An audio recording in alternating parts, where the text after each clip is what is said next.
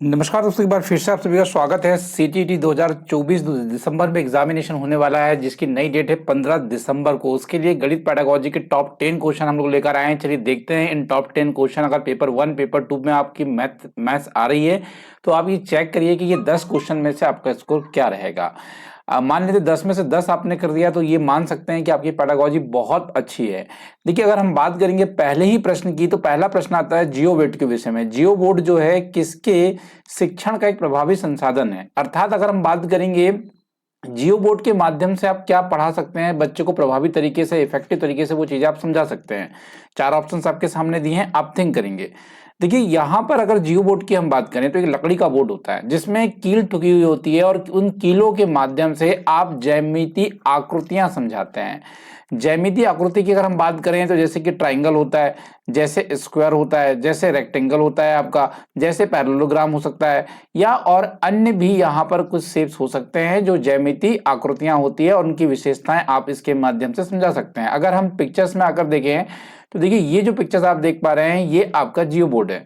जियो board में आप देख पा रहे हैं लकड़ी का बोर्ड है, और इसमें ये लोहे की कील लगी हुई है जिसके ऊपर प्लास्टिक का टिप्पा आपको दिखाई दे रहा है, और ये भी उस तरीके से लगी हुई है जैसे कि अब यहाँ पे देखिए, अगर आपको बच्चों को समझाना है कि भैया ट्रायंगल क्या होता है तो देखिए आप इस तरीके से समझा सकते हैं ट्रायंगल क्या होता है। जैसे समझाना है कि रेक्टेंगल क्या होता है, स्क्वायर क्या होता है, पैरेललोग्राम क्या होता है, तो इससे आप डायग्राम को तो समझा सकते हैं। यानी ज्योमेट्री जो शेप्स होते हैं, जो ज्योमेट्रिकल आपके शेप्स होते हैं, उसे आप अंडरस्टैंड करा सकते हैं, बच्चों को समझा सकते हैं, और उसकी विशेषता भी बतला सकते हैं। कैसे?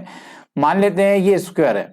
अब स्क्वायर की चारों साइड बराबर होती है, आप बच्चों को बता सकते हैं कि इस साइड को आप मेजर कर सकते हैं, इस साइड को, इस साइड को, इस साइड को, ये चारों की चारों साइड्स कैसी है? इक्वल्स है, बराबर है। अब आप पैरेललोग्राम के बारे में समझा सकते हैं कि ये दोनों के बीच का डिस्टेंस कैसा है? बराबर है। इसलिए दोनों साइड क्या है? कभी भी एक दूसरे को काटेगी नहीं, इसलिए ये पैरेलल है। तो इस तरीके से इनकी भुजाओं की विशेषता या इनके फिगर की विशेषता भी आप लोग बता सकते हैं। तो ये टेनग्राम क्या कर रहा है? टेनग्राम आपको अगर आप देखेंगे ज्यामितीय आकृति और उनकी विशेषता के विषय में बतलाने में बच्चों को मदद कर रहा है, या इफेक्टिव तरीके से आप जियो बोर्ड के माध्यम से बच्चों को पढ़ा सकते हैं। दैट्स द क्वेश्चन, और यही एक जबरदस्त क्वेश्चन था। आगे अगला क्वेश्चन आता है, प्राथमिक कक्षा है, एक बच्चों को संख्याओं के विषय में आप समझाना चाहते हैं, नंबरों के विषय में, जहां चिन्हों को, सिक्कों को, घड़ी, सुइयों को आदि को स्थापित बच्चा नहीं कर पा रहा है। अब बच्चे से पूछेंगे घड़ी की सुई यहाँ पे 12 बजाइए, तो भैया बच्चा यहाँ पे 12 नहीं बजा पाएगा, 9 नहीं बजा पाएगा, 8 नहीं बजा पाएगा, ये याद रखिएगा। तो यहाँ कहीं ना कहीं बच्चे को समस्या है। बच्चे से बोलेंगे कि भैया यहाँ 5-5 के सिक्के, 1-1 के सिक्के, 2-2 के सिक्के जमा दे, तो बच्चा नहीं जमा पाएगा। ठीक है, याद रखिएगा। कितना टाइम हो रहा है नहीं बता पाएगा। तो ये बच्चे को किस प्रकार की समस्याएं देखने को मिल रही है? देखिए, यहाँ बच्चे से कहेंगे कि कोई ऑब्जेक्ट यहाँ पे जमाने हैं आपको, छोटे बड़े, तो बच्चा उसमें भी थोड़ा कंफ्यूज है। तो यहाँ कहीं ना कहीं बच्चों को देखने में प्रॉब्लम है, दृश्य प्रकरण की प्रॉब्लम यहाँ देखने को मिल रही है, दृश्य समस्याएं देखने को मिल रही है, जिसकी वजह से बच्चा यहाँ पे क्या है, सही सिक्कों को, सही घड़ी की सुइयों को या अन्य संख्या आदि को पहचानने में दिक्कत महसूस कर रहा है। तो ऑप्शन आपके सामने बी है, जो बहुत क्लियर कट ऑप्शन है और एकदम राइट आंसर है। अगला क्वेश्चन देखते हैं, अगले प्रश्न की तरफ मूव ऑन करेंगे। यहाँ पर क्या निकल कर आ रहा है इसे आप लोग देखेंगे। यहाँ प्राथमिक स्तर में टेनग्राम, बिंदु का खेल, प्रतिरूप इत्यादि का प्रयोग विद्यार्थियों की सहायता करता है। अब विद्यार्थी की सहायता किस चीज में करता है आपको ये बताना है यहाँ पर। अब ये देखिए टेनग्राम जो आपको पिक्चर्स में दिख रहा है, ये जो दिख रहा है ना आपको, ये टेनग्राम है। ये अगर हम बात करें टेनग्राम की, एक मिनट यार, ये कर्सर कहाँ चला गया? ये टेनग्राम है, ये टेनग्राम है, ये डॉट पेपर से आपका, जिसे बिंदु का खेल भी आप लोग कहते हैं। अब देखिए, यहाँ पे ये पूछ रहा है हमसे कि टेनग्राम है, बिंदु का खेल है, प्रतिरूप इत्यादि का प्रयोग विद्यार्थी की सहायता करेगा। किस चीज में सहायता करेगा? अब देखिए, ये टेनग्राम आपको ध्यान से देखना है। इसमें क्या है, जैसे ये आपको एक स्क्वायर दिखने को मिल रहा है, ये एक ट्रायंगल देखने को मिल रहा है, यहाँ पे एक रेक्टेंगल देखने को मिल रहा है, यहाँ पे एक पैरेललोग्राम देखने को मिल रहा है, यहाँ ट्रायंगल, फिर से यहाँ ट्रायंगल देखने को मिल रहा है।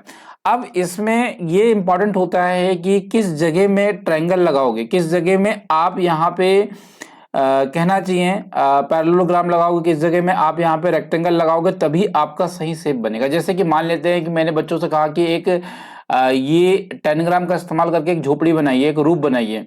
अब देखिए, ये जो टेनग्राम होते हैं ये कोई खास चीज नहीं है, ये पेपर की कटिंग है। ये क्या है? पेपर के टुकड़े हैं, पेपर की कटिंग है।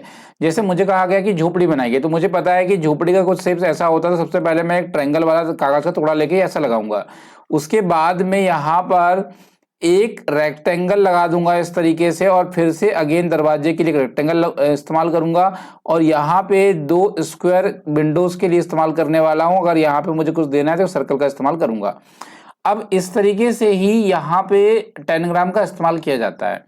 अब टेनग्राम से क्या होता है, स्थान सही समझ में आना चाहिए। अगर मान लेते हैं ये ट्रायंगल को मैं यहाँ लगा दूं तो क्या झोपड़ी सही बन जाती? नहीं सर, बोलते आप नहीं बन पाती, है ना। तो ये चीजें हैं। अब यहाँ देखिए, मान लेते हैं कि मैं यहाँ पे पैरेललोग्राम चूज कर लेता और यहाँ पैरेललोग्राम लगा देता, तो क्या घर अच्छा लगता आपका? बिल्कुल नहीं लगता। तो ये चीजें भी कहीं ना कहीं डिपेंड करती है कि किस स्थान पे कौन सा शेप्स आएगा। अगर उस सही शेप सही स्थान पे आप प्लेस करते हैं, तब उस केस में आप कह सकते हैं कि सही तरीके से आप चीजों को डिफाइन कर सकते हैं। तो ऑप्शन बी इसके लिए बहुत क्लियर है, और कि स्थानिक समझ होना चाहिए जब आप डॉट पेपर्स आदि कर सकते हो। जैसे कि सपोज करिए कि मैं कह रहा हूं एल बनाओ, तो एल बनाने के लिए भी आपको स्थानिक समझ होना, तभी तो आप एल बनाओगे डॉट पेपर में। या मैं कहूं कि एच बनाओ, तो भैया एच बनाने के लिए भी एक स्थानीय समझ होना कि भैया 3 डॉट को मिला के बीच वाले डॉट को मिलाना है, तभी तो आपको काम बन पाएगा ना। तो स्थानों की समझ की योग्यता में वृद्धि करने के लिए टेनग्राम और बिंदु के खेल आदि बच्चों को सिखाए जाते हैं। तो बात समझ में आ गई होगी। क्वेश्चन नंबर हम लोग 4 की तरफ चलेंगे। क्वेश्चन नंबर 4 ये कह रहा है, निम्नलिखित में से प्राथमिक स्तर में गणित की पाठ्यचर्या की अपेक्षाओं से मेल खा रहा है। अब ये बताइए, गणित की जो पाठ्यचर्या है उससे मेल खाना चाहिए। क्वेश्चन नंबर 4 की हम बात कर रहे हैं। देखिए, ये कह रहा है कि मेल नहीं खाना चाहिए। अब ये कह रहा है कि यहाँ पे अगर आप देखेंगे, वर्गीकृत आंकड़ों का निरूपण करना, विश्लेषण करना। देखिए क्या होता है, प्राथमिक स्तर जो कक्षा होती है वो 1 to 5 होती है। पहली से 5वीं जो कक्षा होती है वहां बच्चा निष्कर्ष नहीं निकालता है, कंक्लूजन नहीं निकालता है। ध्यान रखिएगा, निष्कर्ष निकालने का काम बिल्कुल नहीं करता है बच्चा। विश्लेषण नहीं करता है बच्चा, निष्कर्ष नहीं निकालता है। बच्चे को अगर आप देखेंगे यहाँ पे, तो बच्चा आंकड़ों का निरूपण नहीं कर सकता है। तो ये ऐसे बड़े बड़े जो काम है ना, वो प्राथमिक स्तर के काम नहीं होते हैं, ध्यान रखिएगा। हालांकि बच्चे को दैनिक जीवन में तार्किक प्रणाली होगी, भिन्नों को सरल रूप में प्रदर्शित किया जाएगा। सही से साथ साथ में देखेंगे तो भाषा और प्रत्येक चिन्हों के बारे में भी बात होगी। पर आप कहें कि बच्चा कंक्लूजन निकाल दे, निष्कर्ष निकाल दे, तो that is not possible in this age guys. तो that is why option number B के साथ जाइए, जो मेल नहीं खाता है। अगला प्रश्न देखेंगे, गणित की शिक्षा का मुख्य ध्येय मुख्य उद्देश्य क्या है, आपको ये बताना है। क्वेश्चन नंबर 5, गणित की शिक्षा का मुख्य ध्येय मुख्य उद्देश्य क्या है। अगर हम बात करेंगे मुख्य ध्येय मुख्य उद्देश्य की, तो गणितीकरण करना बच्चों के अंदर ही गणित का एक मुख्य उद्देश्य होता है। कि आपको गणित कैसे काम करती है ये बच्चों को सिखाना होगा, वह गणितीकरण होता है। एनसीए कहता है कि ज्यादा गणित सिखाने के बजाय आप बच्चों को ये सिखाइए कि गणितीकरण कैसे होता है, याद रखिएगा। तो यहाँ अगर बच्चों में गणितीय प्रतिभाओं का विकास किया जाए, जैसे आधारभूत कौशलों की मैं बात करूं तो गणित के कुछ आधारभूत कौशल है, जिसमें अगर आप देखेंगे प्लस करना, माइनस करना, मल्टीप्लाई करना, डिवाइड करना, ये गणित के आधारभूत कौशल कहे जाते हैं। सबसे पहले इनमें एक पकड़ बच्चों की बनाना चाहिए प्राथमिक स्तर में, और इसके बाद अन्य संख्याओं का ज्ञान बच्चों को देना चाहिए आपको प्राथमिक स्तर में, तो बच्चे के लिए बहुत बढ़िया होगा। क्वेश्चन नंबर 6 की हम बात करेंगे। एक शिक्षिका कक्षा 5 में शैलजा एक आकृति परिमाप के बारे में पूछती है। सुनिएगा, कक्षा शिक्षिका 5 की है और शैलजा जो है आकृति के परिमाप के बारे में पूछ रही है। जैसे सपोज करिए ये आकृति बनी हुई है, इसका परिमाप क्या होगा, तो इसके चारों ओर की जो बाउंड्रीज दिख रही है ना, वो उसका परिमाप होता है। पर शैलजा समस्या को हल करने के लिए शैलजा उसको हल करने के लिए अपने शब्दों में बताने के लिए कह रही है, पर शैलजा उसे सही तरीके से बताने में सक्षम नहीं है, उसकी व्याख्या करने में सक्षम नहीं है। तो शैलजा में कौन सी विशेषताएं आपको देखने को मिल रही है।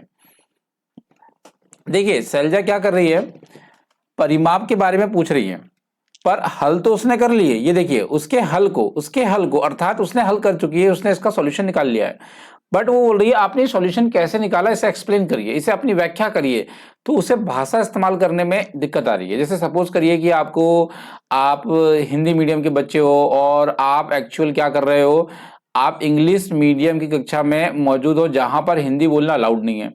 अब आपको गणित का एक सवाल दिया गया, आपने उसे सॉल्व करके आंसर निकाल दिया, बट आपको कहा जा रहा है कि इंग्लिश में समझाइए, पर आप समझा नहीं पा रहे हो क्योंकि आपको इंग्लिश नहीं आ रही है। गणित का सवाल तो आपको बनता है, बट आपको इंग्लिश ना आने के कारण आप उसे एक्सप्लेन करने में असमर्थ है। इसका कारण ये रहता है कि आपकी भाषा बहुत ही निम्न है और आपकी गणित अच्छी कंडीशन में है। दैट इज वाई कि आप गणित का क्वेश्चन सॉल्व कर पा रहे हैं और आप यहाँ पे अपनी भाषा का अच्छे से इस्तेमाल नहीं कर पा रहे हो। तो यही पॉइंट रहेगा। एक अच्छा क्वेश्चन था।